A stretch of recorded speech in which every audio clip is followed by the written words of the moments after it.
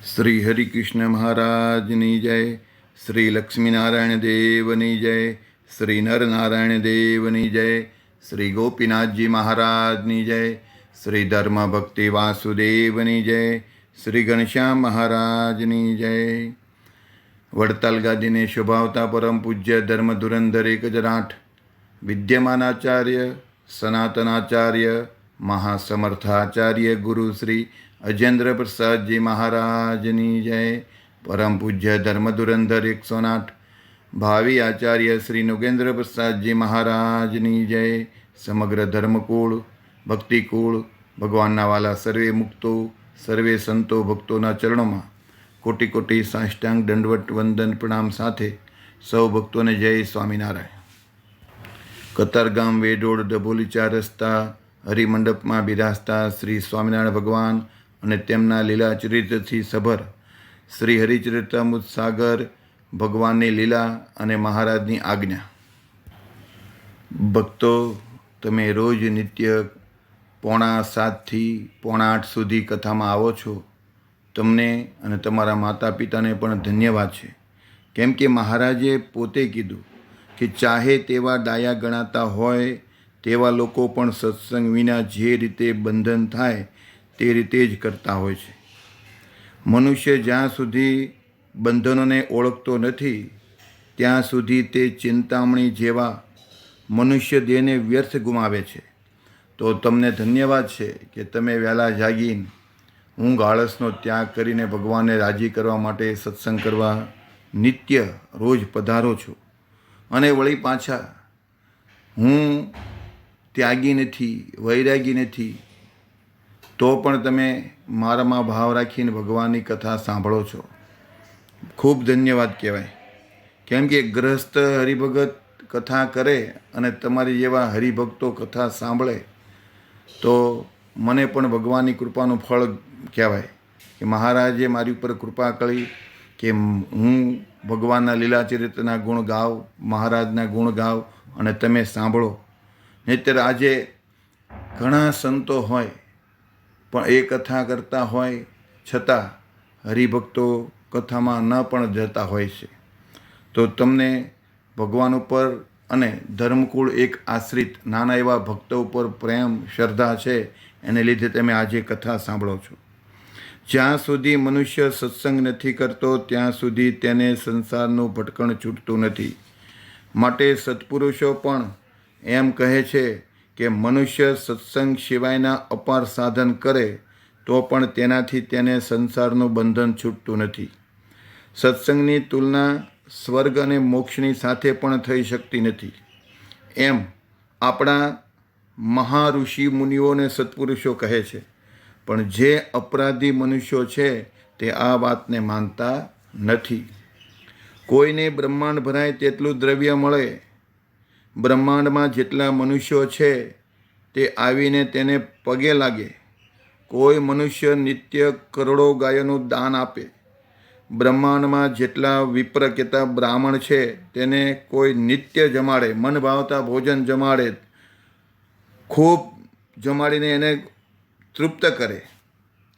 જેટલા તીર્થ વ્રત કહેવાય છે તે બધાને કરતો રહે, પરંતુ જ્યાં સુધી તે સત્સંગ નથી કરતા ત્યાં સુધી તે બધું વ્યર્થ છે.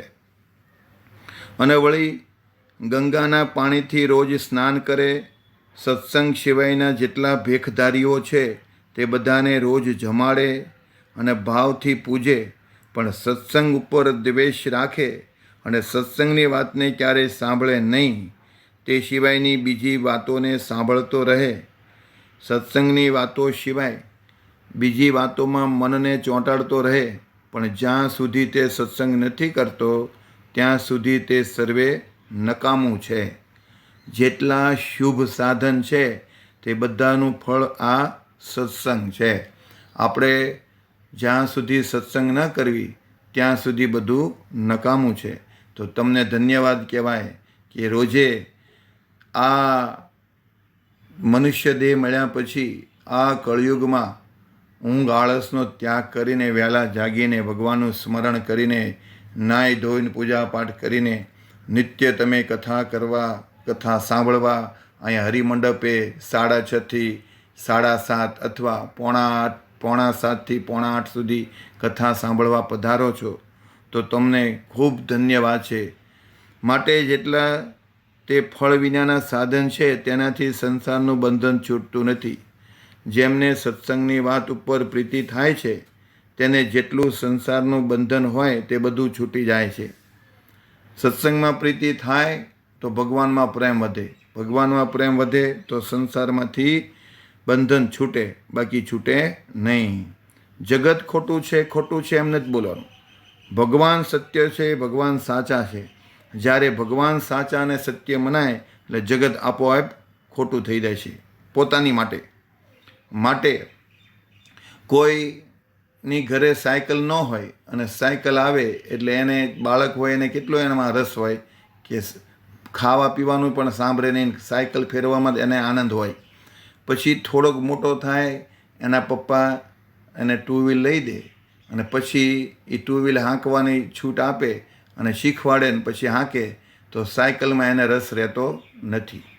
એથી થોડોક મોટો થાય, ભણી રહે, પછી એને મોટી ગાડી 4 વ્હીલ લઈ દે અને પછી 4 વ્હીલ ગાડી શીખવાડીને એને હાંકવાની છૂટ આપે પછી એને 2 વ્હીલમાં પણ પ્રેમ રહેતો નથી. કેમ કે જેમ જેમ અધિક સગવડતા, સુખ, શાંતિ, સુવિધા મળતી જાય એમ નાની વસ્તુ હોય એમાં એને પ્રેમ થતો નથી.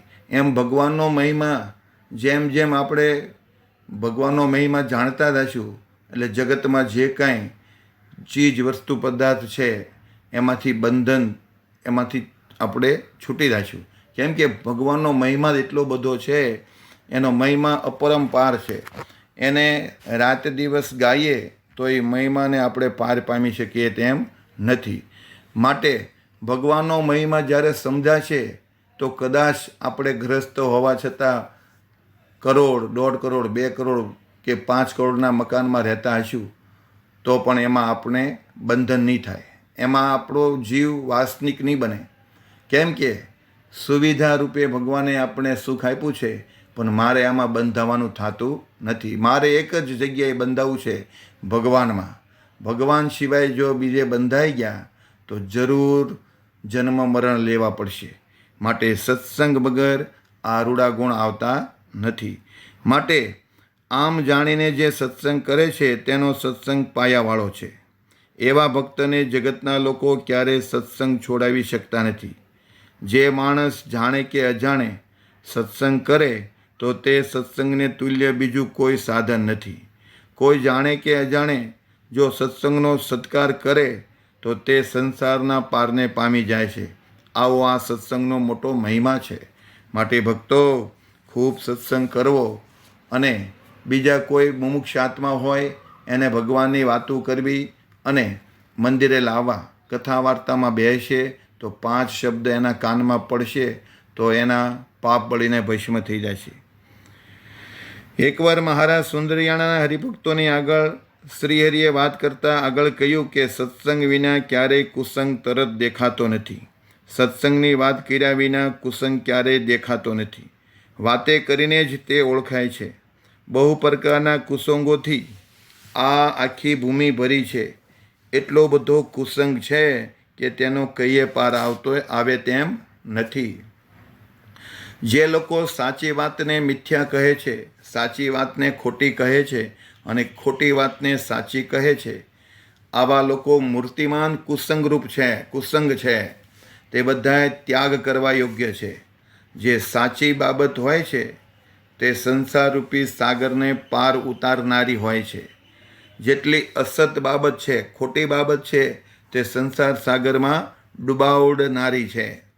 એમ જે જાણે તે જ સાચો મનુષ્ય છે, એ જ સાચો પંડિત છે, અને એ જ સાચો ગુરુ છે, અને એ જ સાચો શિષ્ય કહેવાય છે.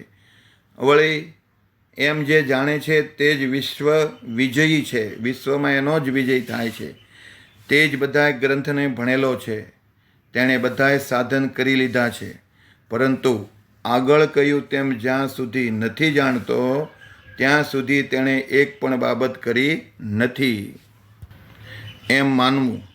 આ જગતમાં જે મનુષ્ય જાતિ કહેવાય છે તે સૌ પોતાના મનમાં પોતપોતાની સમજણને એકથી અધિક સવાશેર માને છે અને તે અભિમાનરૂપ દોષને લીધે જીવ વારંવાર સંસારમાં ભટકે છે, જન્મ મરણ લીધા કરે છે.